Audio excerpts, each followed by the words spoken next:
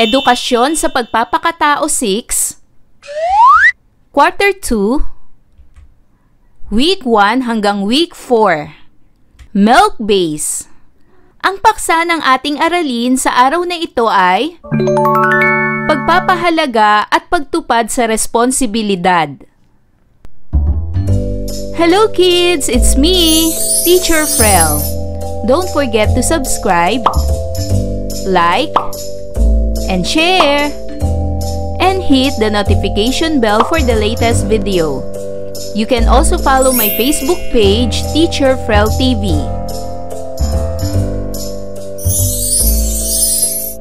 Sa araw na ito ay pag-aaralan natin sa asignaturang Edukasyon sa Pagpapakatao ang pagpapahalaga at pagtupad sa responsibilidad. Para sa most essential learning competencies, na ipakikita ang kahalagahan ng pagiging responsable sa kapwa, gaya ng pangako o pinagkasunduan, pagpapanatili ng mabuting pakikipagkaibigan, at pagiging matapat.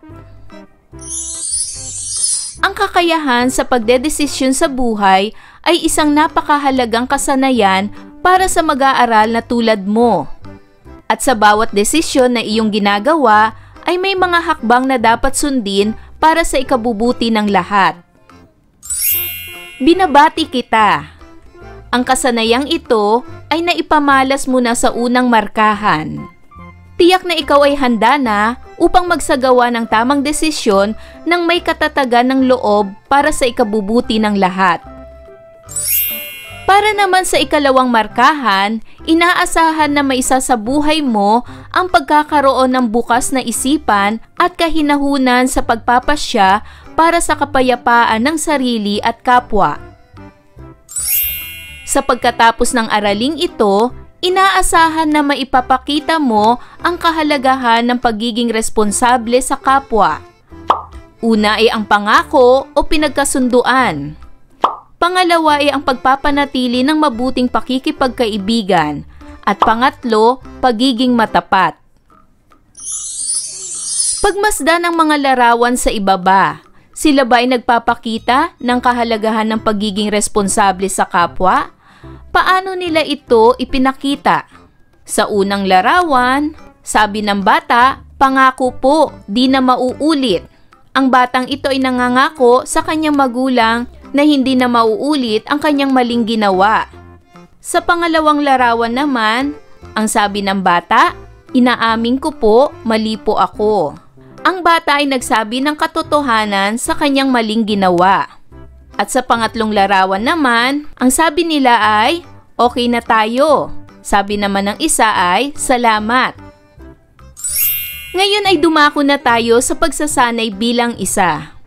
Magbigay ng 4 na salitang may kaugnayan sa kahulugan ng salitang responsibilidad. Sa iyong sagutang papel, puna ng word bubble sa ibaba. Ano-ano kaya ang pwedeng kahulugan ng responsibilidad? Magbigay kayo ng 4. Tama!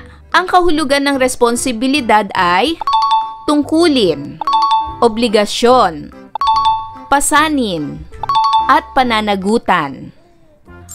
Mahusay! Natukoy mo na ang kahulugan ng salitang responsibilidad. Ngayon naman ay palalimin pa natin ang talakayan hinggil dito. Bakit nga ba mahalaga ang pagtupad ng responsibilidad ng isang tao?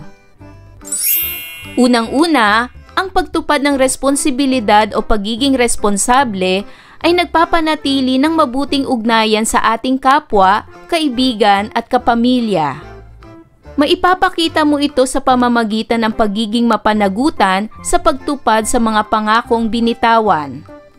Ang pagkakaroon ng isang salita ay indikasyon na ikaw ay tapat at may mabuting karakter. Naranasan mo na bang magbigay at mabigyan ng pangako? Tandaan, sa bawat pangako na binibitawan ay may katumbas palagi itong pananagutan. Maliit man o malaki ang iyong pangako, hindi ito dapat mapako. Ika nga ng mga matatanda, huwag mong yakapin ang puno kung alam mong hindi mag-aabot ang iyong mga kamay. Ganon rin sa pagbibitaw ng pangako. Huwag kang mangangako kung hindi mo naman ito kayang tuparin. Ngunit may mga pagkakataon na hindi maiiwasan na hindi natin natutupad ang mga binitiwang pangako dahil sa mga personal na dahilan o mga hindi inaasahang pangyayari. Halimbawa, ang pagkakaroon ng karamdaman o hindi inaasahang suliranin sa tahanan o paaralan na nagiging hadlang upang hindi matupad ang ipinangako. Kapag nangyari ito ay hindi naman ibig sabihin na ikaw ay irresponsable. Upang maiwasan na mapahiya o matawag na irresponsable, ay matuto kang humingi ng paumanhin at magpaliwanag kung bakit hindi mo matutupad o natupad ang iyong pangakong binitiwan. Sa pamamagitan nito, ay mapapanatili mo pa rin ang magandang ugnayan sa taong iyong napangakuan. Dahil dito, hindi mo masisira ang tiwala ng kapwa sa iyo. Dumako naman tayo sa pagsasanay bilang 2. Lagyan ng puso ang pangungusap kung ito ay nagpapakita ng pagiging responsable at malungkot na mukha naman kung nagpapakita ito ng pagiging irresponsable. Gawin ito sa iyong sagutang papel. Unang bilang, pagsasawalang kibo upang makalimutan ang hindi natupad na pangako. Ito ba ay puso o malungkot na mukha? Magaling! Ito ay malungkot na mukha, ibig sabihin irresponsable. Pangalawa, pagtupad sa anumang kasunduan sa tahanan man o sa paaralan. Ito ba ay puso o malungkot na mukha? Tama, ito ay puso, responsable. Pangatlo, paghahanap ng dahilan upang matakasan ang ipinangako sa kaibigan. Ito ba ay puso o malungkot na mukha? Tama, ito ay malungkot na mukha, irresponsable. Pang-apat, pagbibigay ng pangako kahit na alam na hindi ito kayang tuparin. Ito ba ay puso o malungkot na mukha? Tama, ito ay malungkot na mukha, irresponsable. Panglima, pagtatago ng sikreto sa kaibigan upang hindi masaktan ang kanyang damdamin.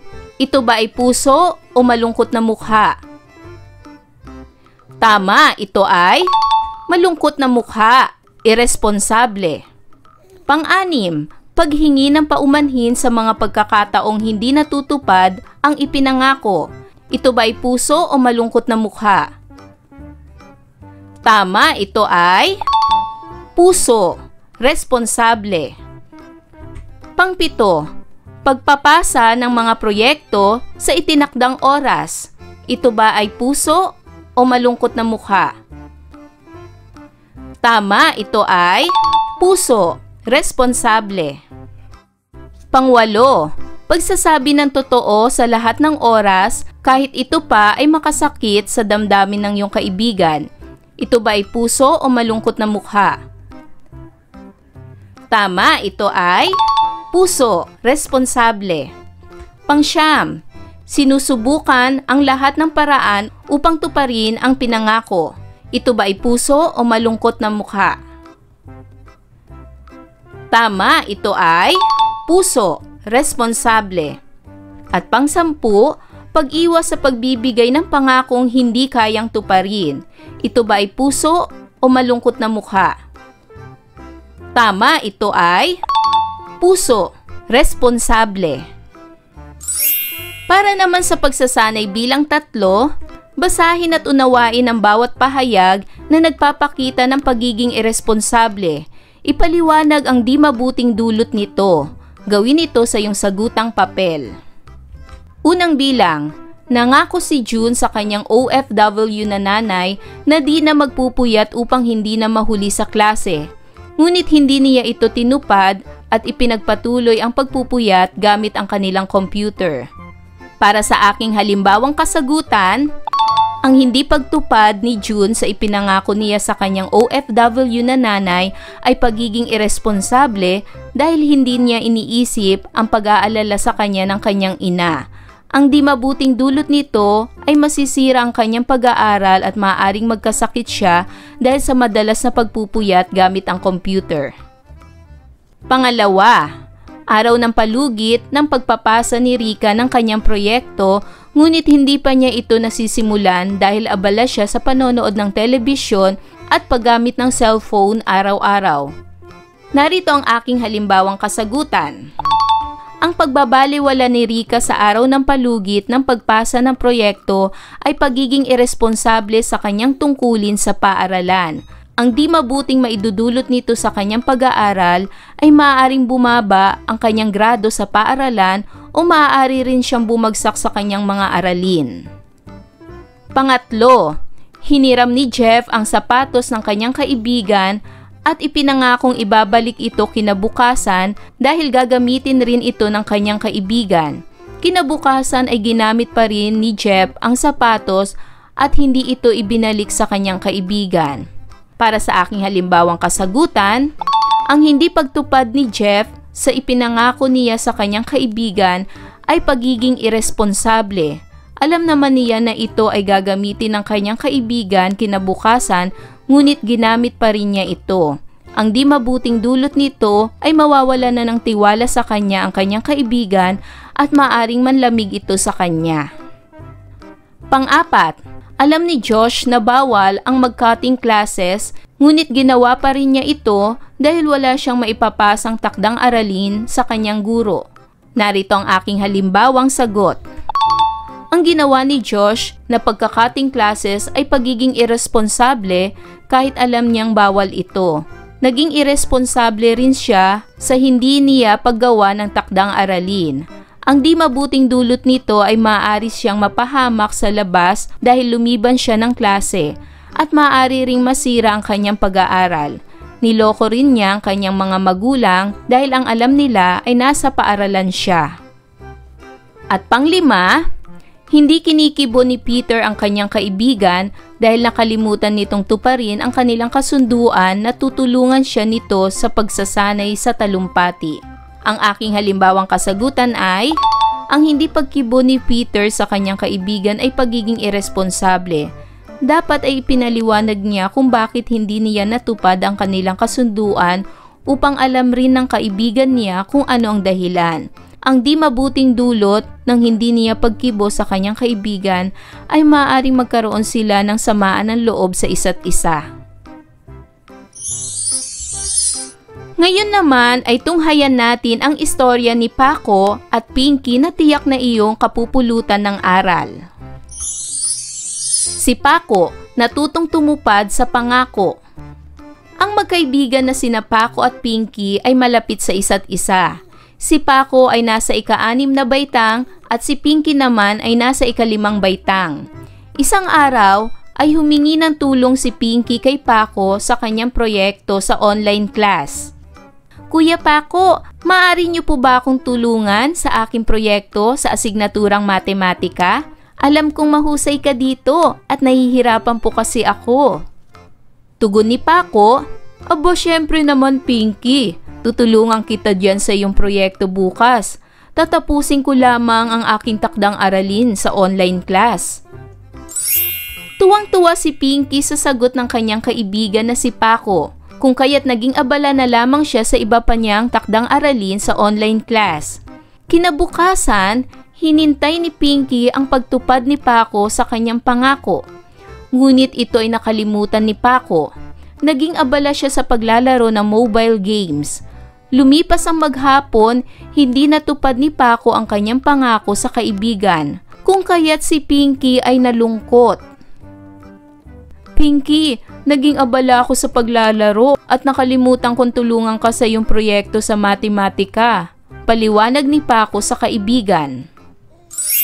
Hindi sumasagot si Pinky kay Paco at nanatili itong tahimik. Hindi malaman ni Paco kung ano ang kanyang gagawin dahil nakita niyang masama ang loob ni Pinky sa kanya at hindi siya kinikibo nito. Kung kaya't nag-video call si Paco sa kanyang nanay na isang overseas Filipino worker o OFW upang humingi ng payo.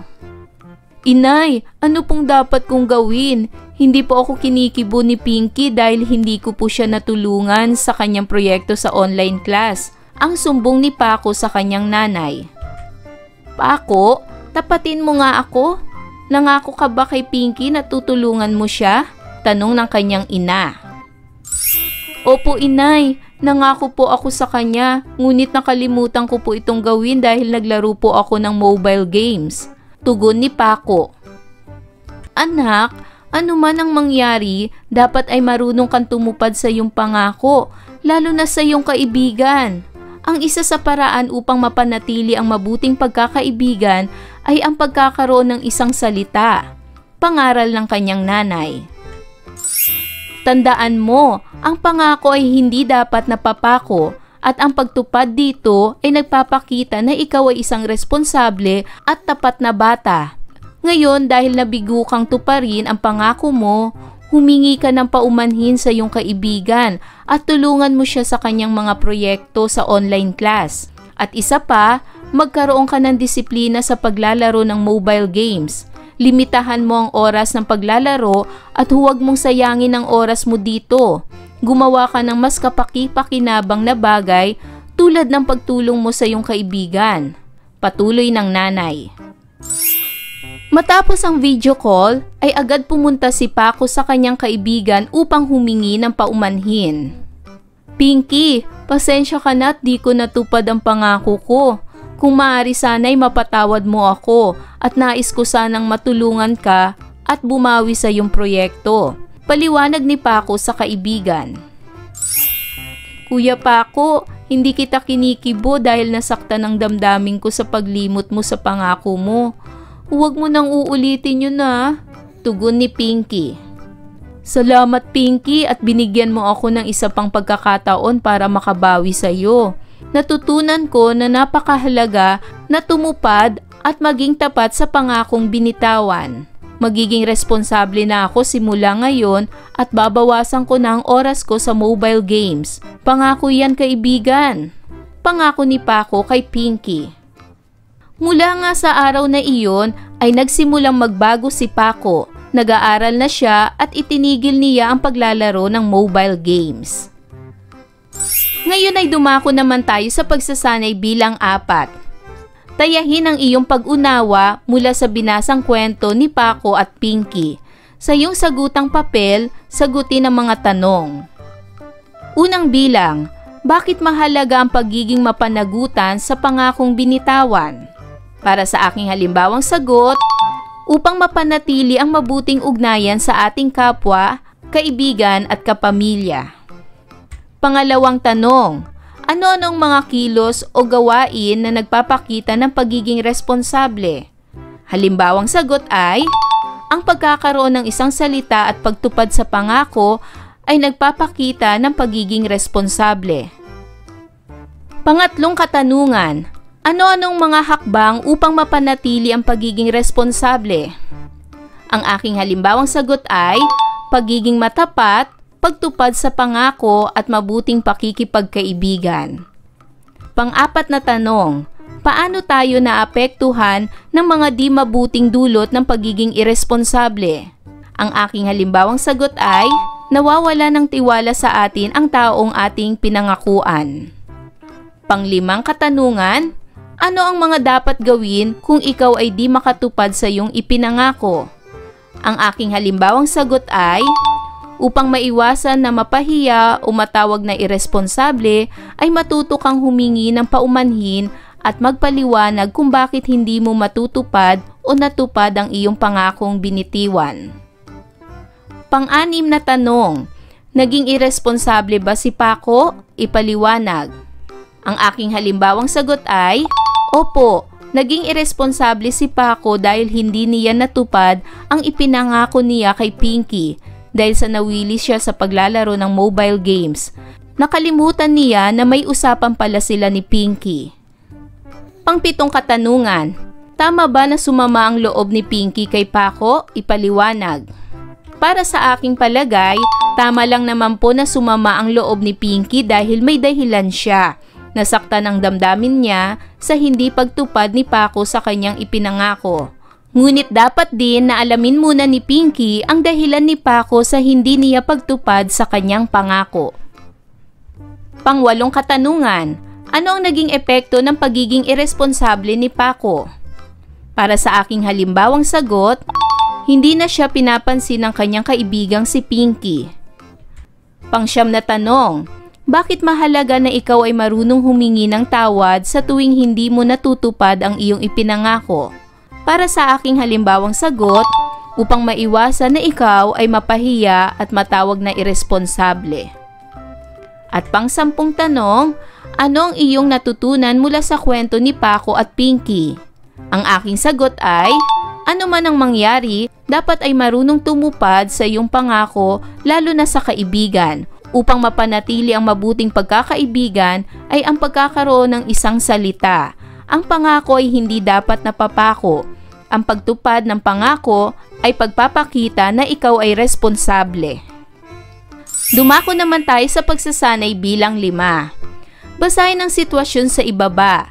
Lagyan ng check kung ito ay nagpapakita ng pagtupad sa pangako o kasunduan. X naman kung hindi. Gawin ito sa iyong sagutang papel. Unang bilang, nagdiriwang ng 12 kaarawan si Martha. Hindi nakadalo ang kanyang kaibigang si Alicia dahil nakalimutan niya ito. Ito ba ay check o X? Tama, ito ay X.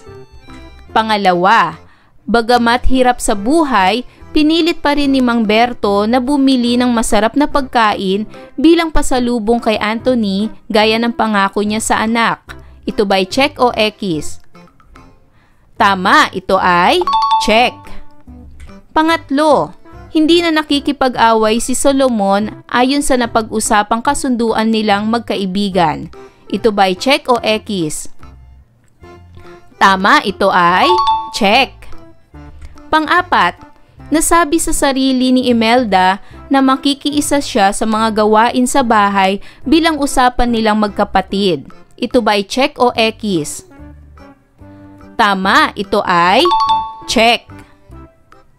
Pang-5, humiram ng laruan si Andres sa kapitbahay na si Chester. Hindi niya ito isinauli. Ito ba ay check o X? Tama, ito ay X. Pang-6, sumama si Jessie sa mga kaibigan dahil napagkasunduan nilang bisitahin ang isa pa nilang kaklase. Ito ba ay check o X? Tama, ito ay check. Pang-7, nakalimutan ni Amy na i-text ang nanay pagkarating sa training venue tulad ng ipinangako niya. Ito ba ay check o X? Tama, ito ay X. Pang-8, nagalit si Beth sa kaibigan dahil hindi ito pumunta sa pinagkasunduan nilang palaruan. Ito ba ay check o X? Tama, ito ay X.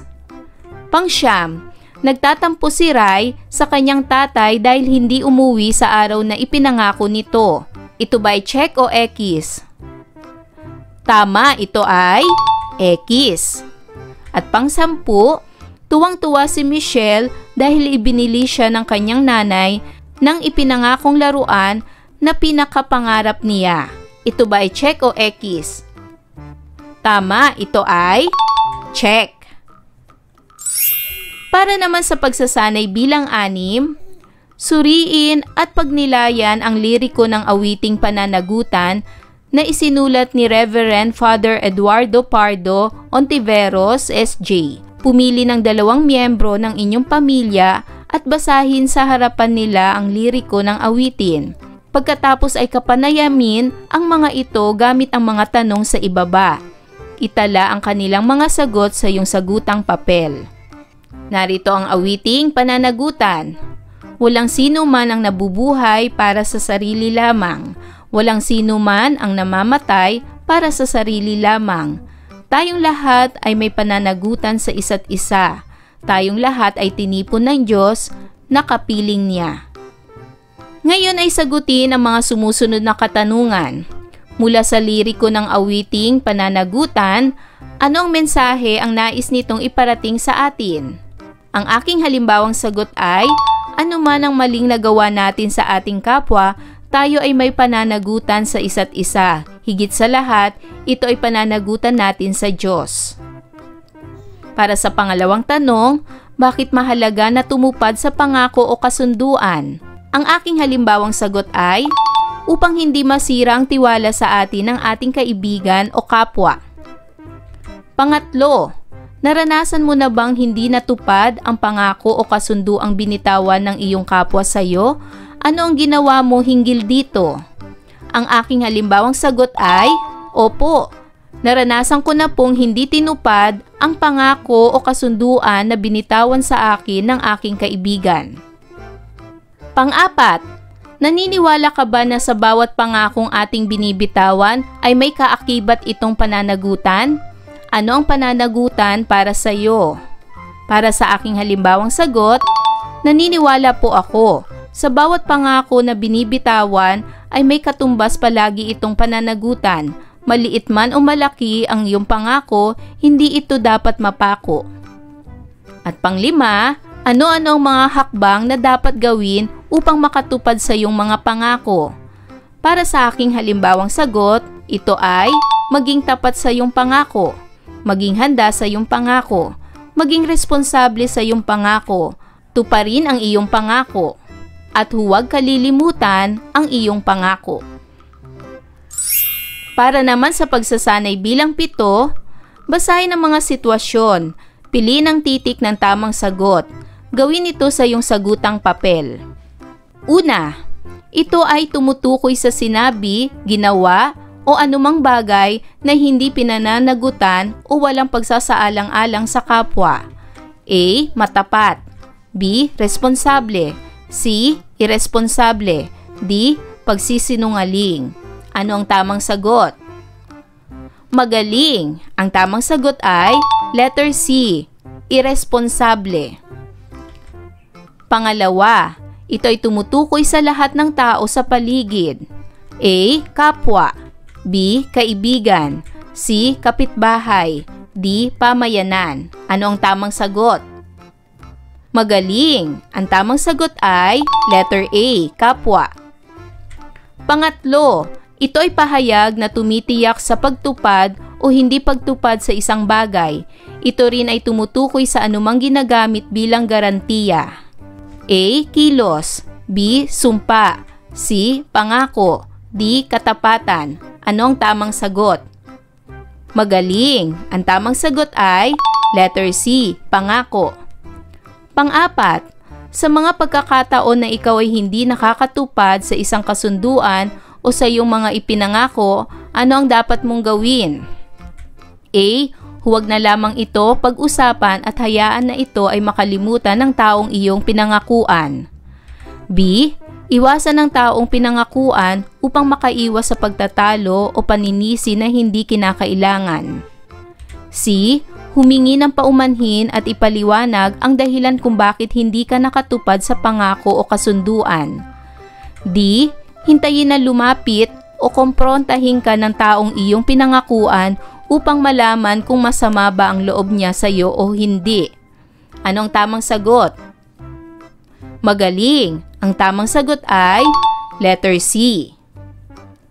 Panglima, may kasabihan na pagdating sa pangako, huwag mong yakapin ang puno kung alam mong hindi mag-aabot ang iyong mga kamay.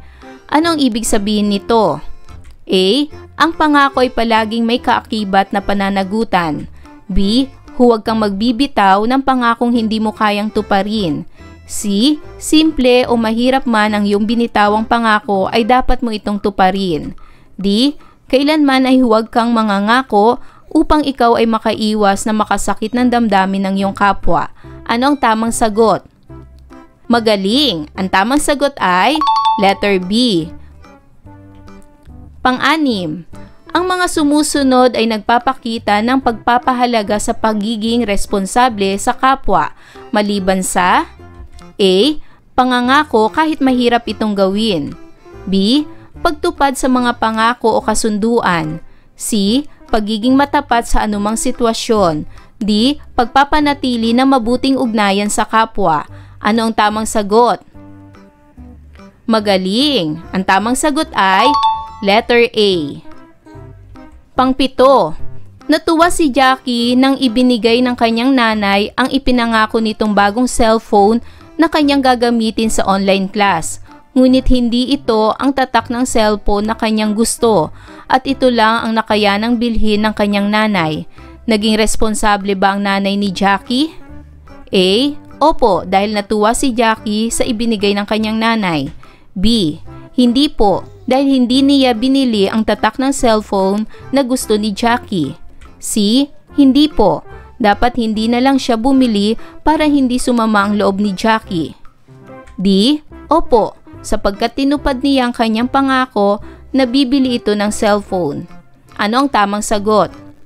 Magaling! Ang tamang sagot ay letter D. Pang-8. Isang linggo na ang lumipas ngunit hindi pa rin isinasauli ng kaibigan ni Coralie ang kanyang aklat. Ipinangako ito na ibabalik rin kinabukasan mula nang hiniram ito.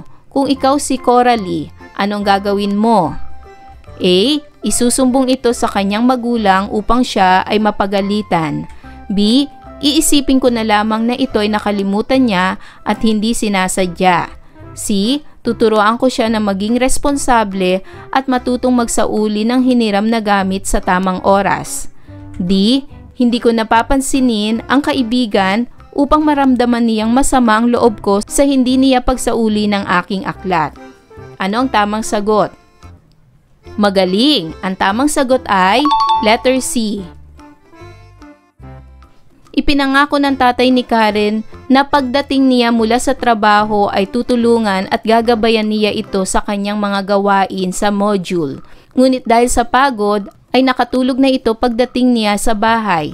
Ano sa palagay mo ang dapat maging tugon ni Karen dito? A. Sasama ang loob at hindi na muling hihingi ng tulong mula sa aking tatay. B. Kakausapin ang aking tatay hinggil sa nangyari at sasabihin ang saloobin hinggil dito. C. Ipagsasawalang kibo na lamang ito at humingi na lamang ng tulong mula sa ibang tao. D. Umiyak na lamang at kalimutan ang nangyari dahil pagod ang aking tatay mula sa trabaho. Ano ang tamang sagot? Magaling! Ang tamang sagot ay letter B.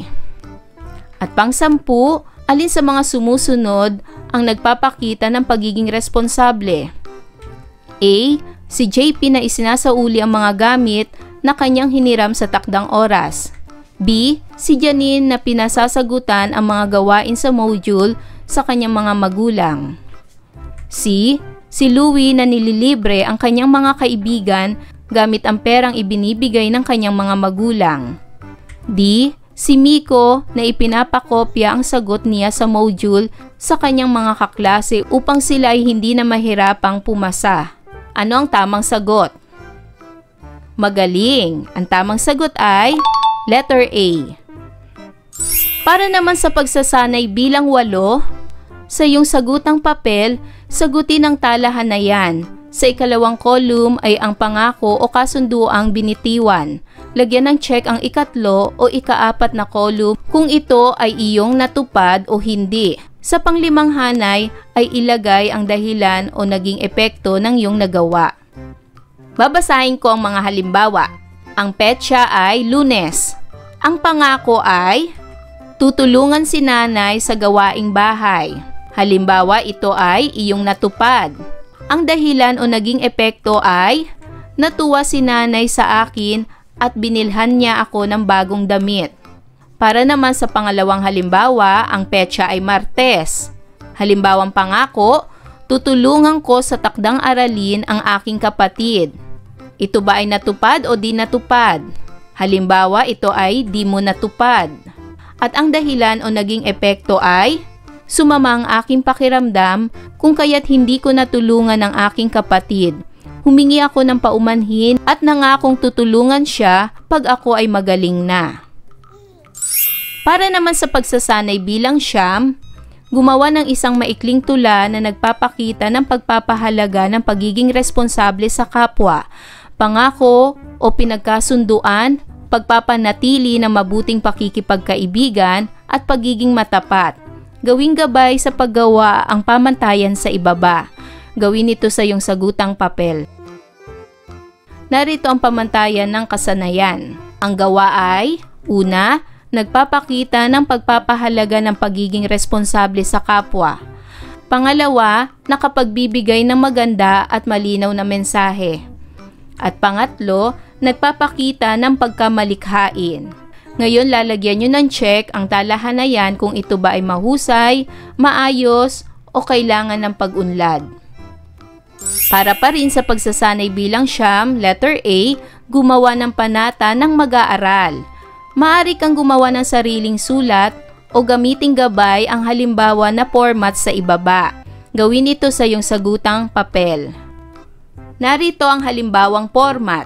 Panata ng mag-aaral. Lalagyan ko ang mga patlang ng halimbawang sagot.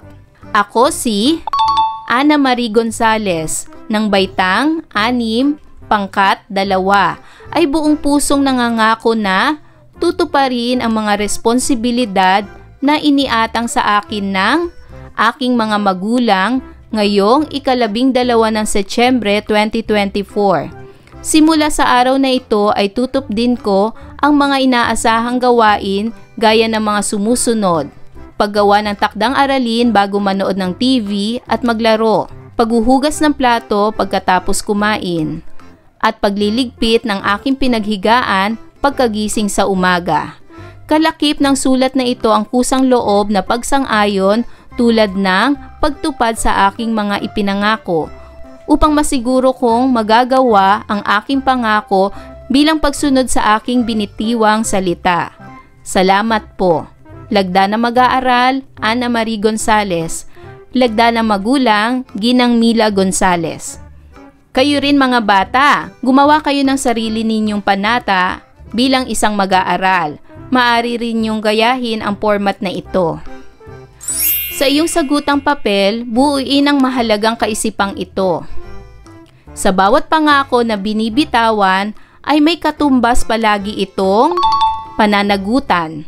Maliit man o malaki ang iyong pangako, hindi ito dapat mapako. Ika nga ng mga matatanda, huwag mong yakapin ang puno kung alam mong hindi mag-aabot ang iyong mga kamay. Ganon rin sa pagbibitaw ng pangako. Huwag kang mangangako kung hindi mo naman ito kayang tuparin. Upang maiwasan na mapahiya o matawag na iresponsable, ay matuto kang humingi ng paumanhin at magpaliwanag kung bakit hindi mo matutupad o natupad ang iyong pangakong binitiwan. Sa pamamagitan nito ay mapapanatili mo pa rin ang magandang ugnayan sa taong iyong napangakuan. Dahil dito, hindi mo masisira ang tiwala ng kapwa sa iyo. Ayan mga bata, naunawaan nyo ba ang ating aralin sa araw na ito? Kung ganon, magaling! Mga bata, sana'y marami kayong natutunan sa ating aralin. Hanggang sa susunod na video lesson, paalam! Thanks for watching!